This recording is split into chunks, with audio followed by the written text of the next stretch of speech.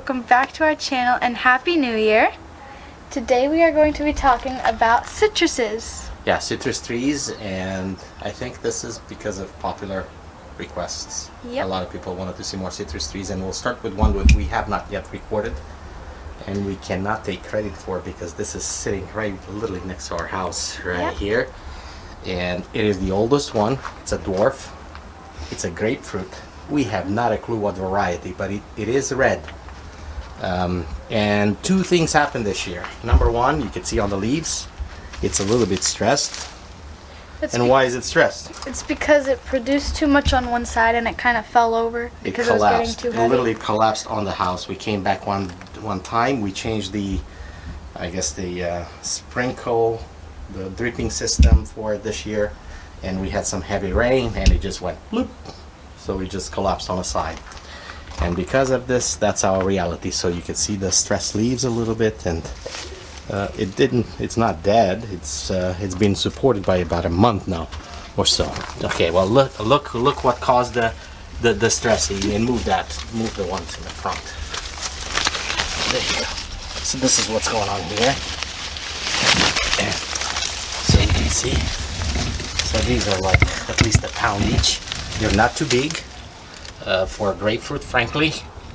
If I would have trimmed them and I'd say not just trim but thin them out, we would have had probably fewer in numbers but bigger in terms of size. But clusters of 3 to 4 to 5, maybe more so, in decent size. That's the reality. You want to take one out and just cut it? Yeah, absolutely. Especially from the bottom right there, the bigger ones, because we need to relieve that. Let's go with this one right here. Rotate a little bit. Oh, pop there right you go. off. Pop right up. Let's check it out. So cut it this way. This one? Yeah. Okay. So somebody may comment. We don't know what pink variety it is, but or red variety, but I can tell you one thing. This year, not necessarily the sweetest, but very juicy, beautiful color. Yep. And I love these, so you can put them on the table. I know my kids would hate the idea of eating or tasting grapefruit, so I'm not gonna punish them. But look, in terms of how much it produces. Sorry about recording against the sun here, but quite a bit of a fruit. So that's the reality. We have to nurse this back to, I would say, its full health now that it's propped and it's not collapsing anymore. And this is my part of my breakfast every morning. I get to try one every day for at least a month or so. Yeah. And there you go. So you can see it's a dwarf, so it's not bigger than 6 feet. And we've been in this house for 11 years. This is probably another 4 or 5 years old, so I'd say about 15 years old. It produced every year. So that's the story with the grapefruit, without knowing the variety. And then we also have a potted Meyer Lemon. Meyer Lemon. So we keep this because Grandma loved this guy. It is not a beautiful tree, and it collapsed again on the side in the pot, so it's going a little bit sideways, but look, it does a marvelous job of producing, so it stays here. Grandma's orders, so there you go. You can't go away. And our awesome neighbors, they also have some fruit trees, and they have some apples, so there you go. January, in the middle of January, we can get to taste some apples as well. So there you go. Apples, grapefruit, and lemon. And lemons, but it's all about citrus today, so we're gonna jump on and go on and see the other citrus varieties. This is the second citrus, and it's called a Nagami Kumquat. And as usual, this is the only citrus that is true to its nature, loaded. So happy friends, happy neighbors, and I'd say this is about 3 buckets worth of fruit right At least. At least, right? I remember. We even had fruit from last year we didn't pick. And you can see, can you find a couple of them that were from last year? I can see one right there. Yeah, some up there. Oh, it is difficult. Life is difficult. Get up there. There you go. looks new to me.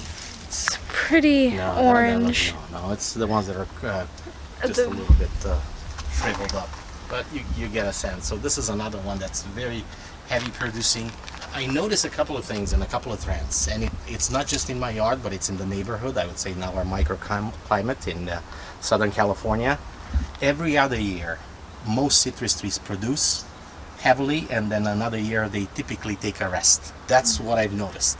With this guy, this is the exception. I mean, if you look at this here, I mean, there's just no. Just look at there's just. This is not taking any rest. So it is what it is. But our challenge is now, of course, we're on a hill, so it's going to be a little bit of a climb. But we're going to get to the other citrus trees, but you get a sense of what you can pick and what's in season.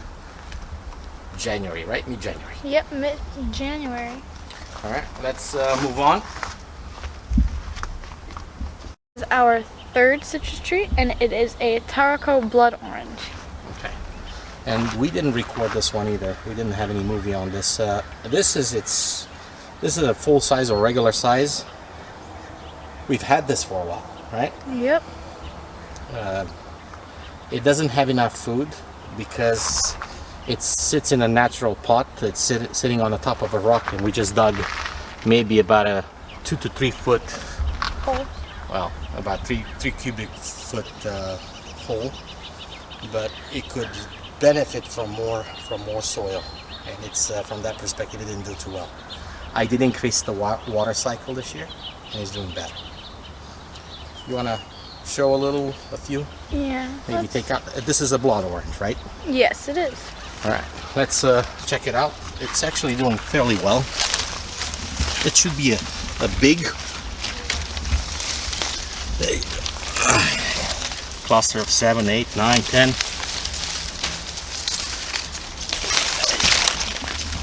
Okay.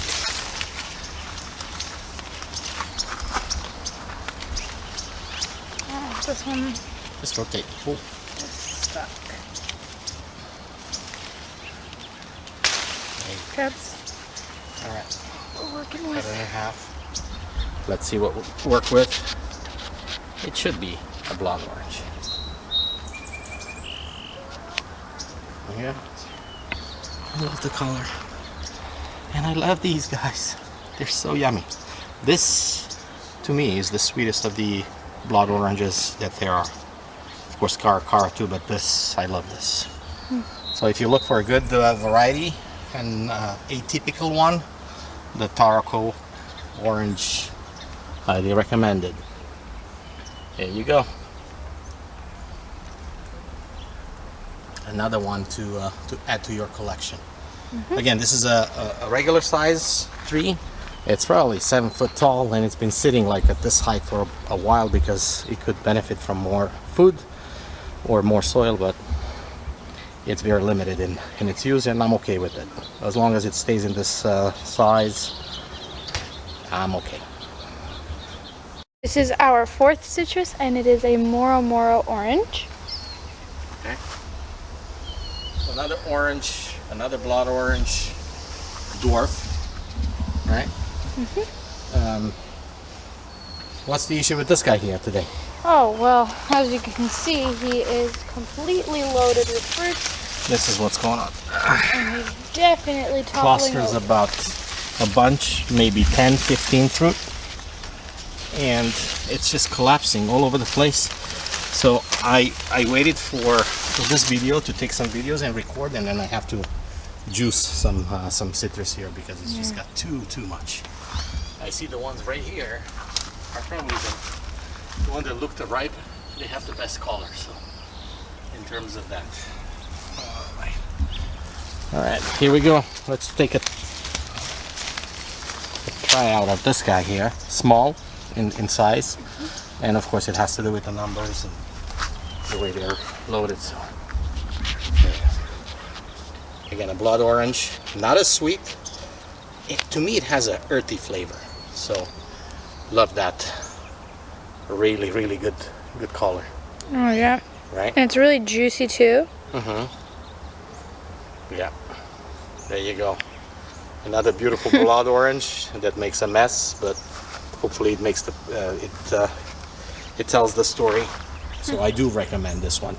We have a taste test that we've done a couple of years ago now. I think And so. you can set that down. But in essence, I really like this one.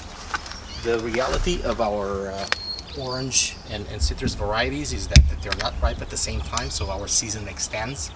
And because of that, if you try all the oranges at the same time, you might not get the best flavor or know the true flavor of some oranges because, you know,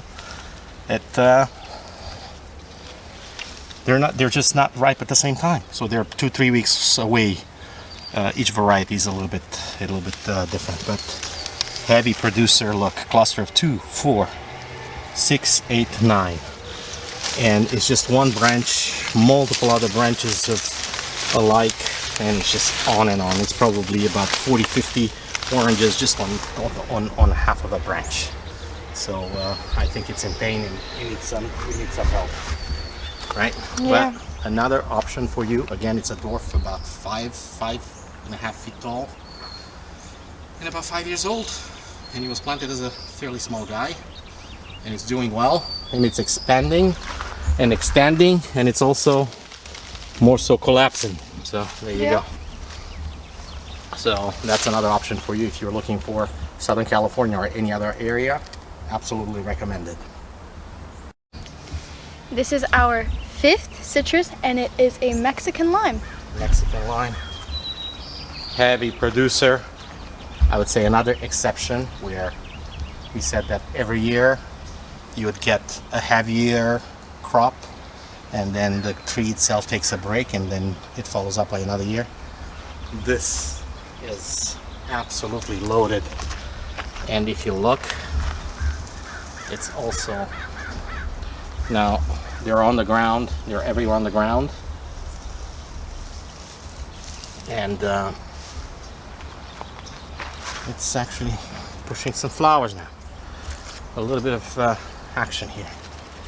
So it's at the, oh, they're falling apart. They're falling off the tree.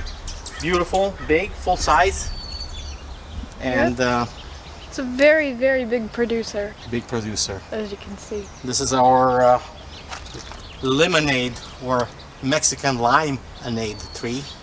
I drink water with a half a lime, I would say, when it's season, for about a month and a half every day, multiple times a day. And I just love it. I think if it's a must-have for stuff that you would love to drink and you could use it, doesn't matter who, you can make a lemonade or a limonade, right? Anytime. Lovely tree, Yeah. plenty of fruit, plenty to give it away to friends and family. And still a whole lot more to go. So you want to cut one? Yeah. Take one out. And they're everywhere. You didn't have to bother taking one because they're on the ground. Yep. So show me what you got.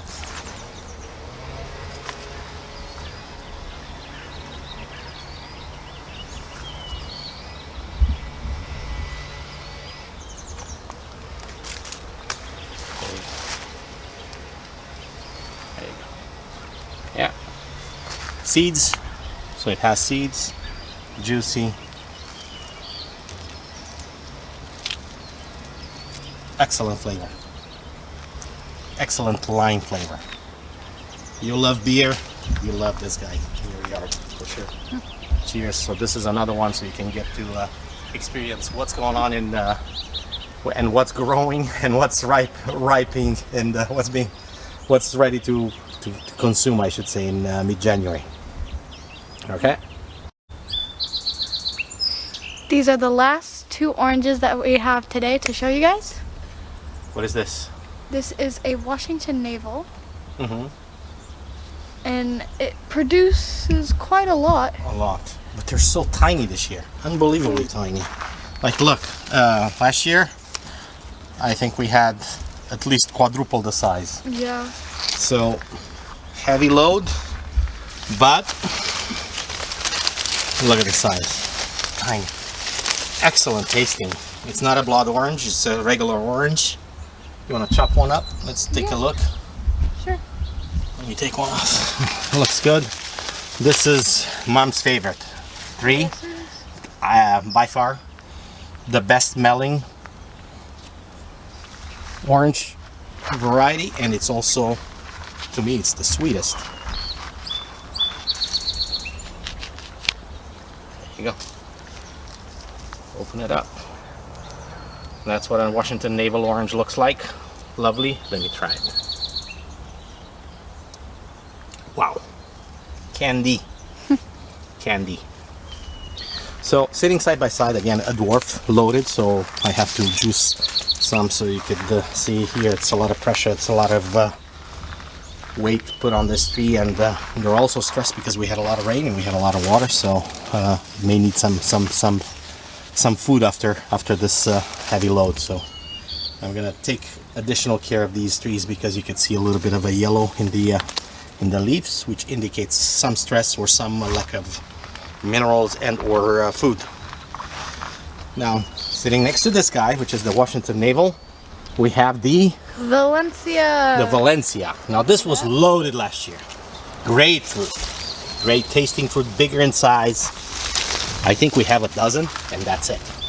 Yeah. I was talking about earlier about taking a break from year to year and having this kind of a one-off rest period. This is one of those guys where this year produced maybe 2 dozens. Next year is going to be falling apart with a heavy load. And this one produced last year as well. So this is very atypical, but that's just the reality. You could see. But it's just it's also a reality for you to know that you may have years that are, I wouldn't call dormant, but more of a resting period for these trees.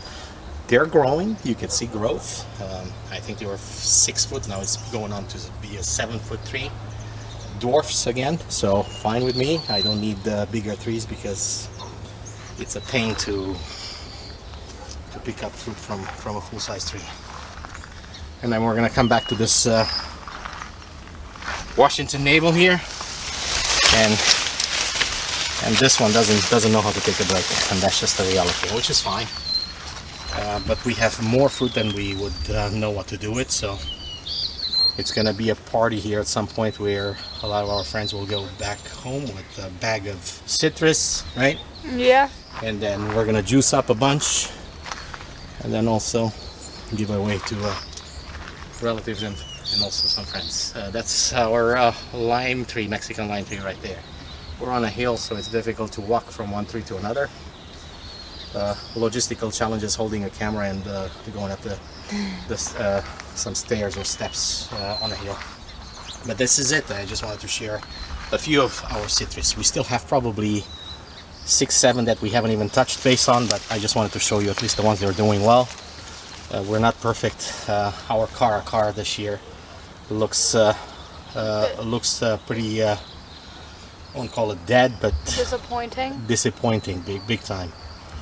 Just did not do well. Not only it's got a one-off year, but it's just always for its age, it's just not looking good. So it's gonna be one of those, it's the location that's probably the challenge for it, so we have to readjust that somehow. But that's it. I mean, what do we need to remember? To eat clean and eat green. Make sure to like, subscribe, and turn on those post notifications to get notified when we post a new video.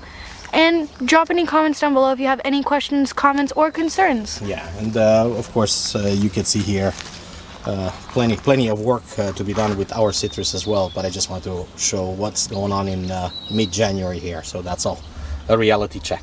All right, happy fruit growing. Bye.